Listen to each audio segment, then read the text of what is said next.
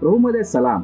प्रियांनो, आज आपण एका महत्वाच्या सत्यावर विचार करणार आहोत. या जगात देवाचं कोणीही महान सेवक म्हणून असे असतात ते फक्त एका महान दयाळू देवाचे अत्यंत कष्टी आणि भाराक्रांत लोक. या संपूर्ण गौरवशाली कथेत केवळ एकच महान नायक आहे, तो म्हणजे प्रभू येशू ख्रिस्त. There is only one hero in the story, who is Christ and Christ alone.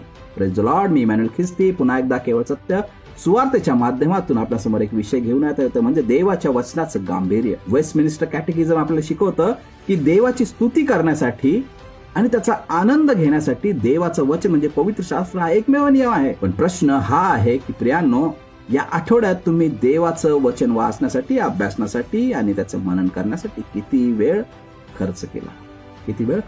मला तुम्हाला सांगू द्या प्रियांनो, केवळ बायबलवर विश्वास ठेवणाऱ्या मंडळीत असणं पुरेसं नाही. तुम्ही स्वतः वैयक्तिकरित्या देवाच्या वचनाला कितपत समर्पित आहात हे महत्वाचं आहे. जेव्हा आपण 2 तिमोथी 3:14 वाचतो, तिथं प्रेषित पौल तिमोथेला म्हणतो की जे तू शिकला आहेस त्यात टिकून राहा. ख्रिस्ती जीवनाची सुरुवात करणं सोपं आहे प्रियांनो, पण शेवटपर्यंत त्यात टिकून राहणं कठीण आहे.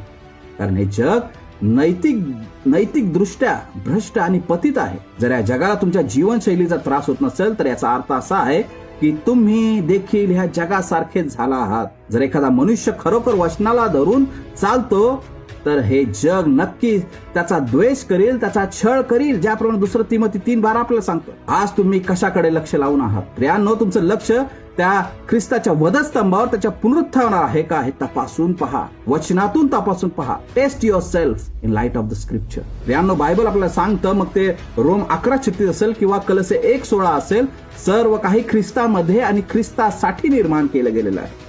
मग जुना करार असो किंवा नवीन करार असो, सर्व काही ख्रिस्ताकडे निर्देशित करतं. मग आपण आपल्या मुलांना केवळ मोशे किंवा नोहाच्या नुसत्या गोष्टी का सांगतो? त्यांना सांगा की नोहाचा तारू हे ख्रिस्ताचं प्रतीक आहे.